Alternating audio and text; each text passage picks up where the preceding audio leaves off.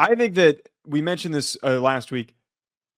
Their biggest, most important thing is Chip Kelly needs to run the offense through their playmakers. They need to rely heavily on their receivers.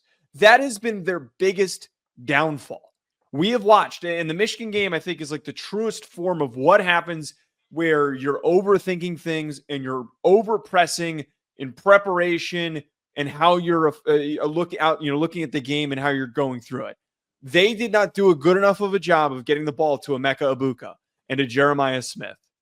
If you are having any issues running the football, which you're going to have happen in this game because you're going up against one of the best run defenses and one of the best defensive lines in the country, you got to find ways to get the ball out quick, get the ball to those playmakers, get them to your receivers, and rely on them. That has to be the biggest thing for me. I think if after the first quarter, we see a couple of short drives and this thing's 0-0 and it's a little bit back and forth punting, but Ohio State is getting way too simple with it. They're trying to run the ball and they're running into brick walls. If they're not doing this, and they're not trying to air things out, I would be worried, and I feel like it would be easy to predict that Tennessee's going to win that game if it goes that way. I gotta push back. I think they're going to have to air it out. If I'm being honest, I don't. No, that's what I'm saying. They're going to have to. Okay. I'm saying if they are not doing it early in the first quarter, then I wouldn't have faith that things are going to change the rest of the game. All right, fair. My bad for misunderstanding that. Then,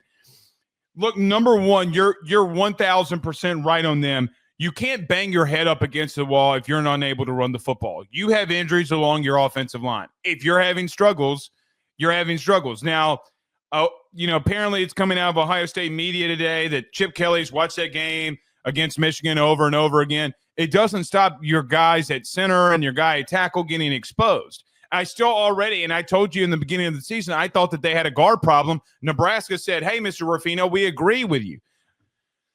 They got to find extensions of the running game. So what are extensions of the running game? Joe, throw the ball in the flat to the running back. Drop back to pass, run some verts. Check the ball down. Get those 5, 6, 7-yard gains. Let it be 2nd and 3 or 3rd and 3 for you to be able to convert.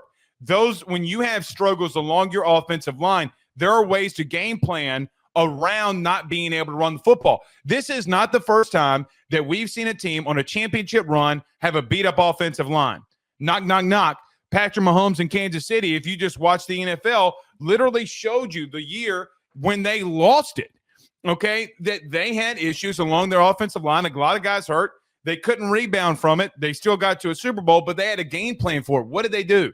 They threw the ball to Clyde Edwards-Helaire out of the backfield. Then a couple years later, Pacheco out of the backfield. You got to find extensions in the running game and get those minimal mid-range yardage. Because if you can't run the football, then there's other ways around it. The biggest thing that I agree with you, though, and we're pretty much lockstep and key here, you got to get your playmakers the ball in space. There's another way to extend the running game, too. Go trips left, tight end right, run the bubble screen. Get to 6 yards. Literally make Tennessee's DBs that we've seen struggle tackling in space. I'm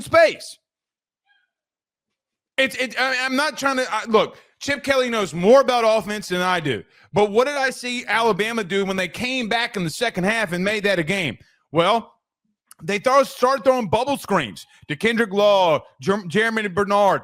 That was their biggest thing. When I look at, when Tennessee lost to Arkansas, what did they do? Oh, a short passing game, and then we're going to beat you up with the running game and run some play action off of it. Yeah. What did we see Georgia do? Georgia is the epitome of what you need to do. Get your tight ends the ball out in space. Get your playmakers the ball out in space. So there is where I look at the keys to victory for them, and it's a lot of offense.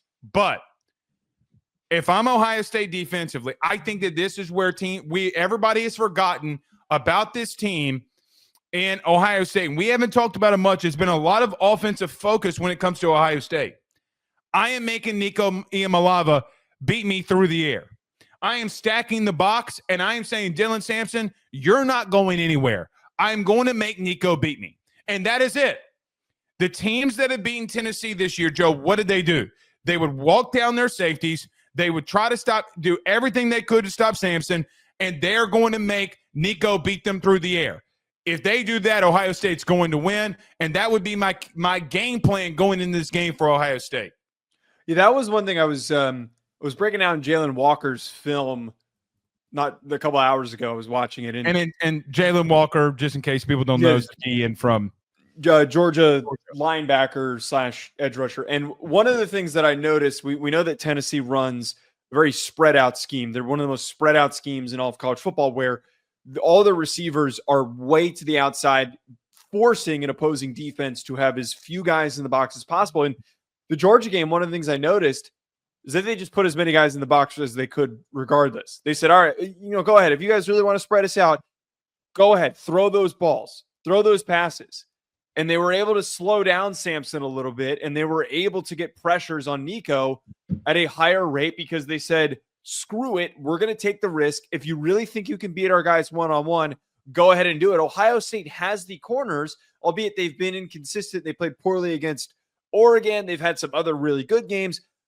Igbinosun and Denzel Burke are good enough to match up one-on-one with a very unproductive Tennessee receiving group. So I agree with that part as well. It's going to be very interesting to see, man. I think that if they stop Sanson, that's it. Yeah. Well, I'm probably going to pick Ohio State to win. I know I leaned Tennessee yesterday. I got to be real with you. I flip-flop more than a beach sandal. Okay? But you do that all the time. You text me and change your mind on game picks like 3-4 times sometimes. Well, that's why I literally hit on 75% or 70% of my picks. I make a pick and I stick with it. And that's why you're getting your ass beat. BetOnline remains your top spot for all of your live betting action and contests. NFL, college football, UFC, NHL are all in full swing. BetOnline is your number one source for wagering news, odds, trends, and predictions with both desktop and mobile access at any time. Head to BetOnline today and use promo code BELIEVE, that's BLEAV, for 50% off your first deposit. That is a 50% welcome bonus. BetOnline, where the game starts.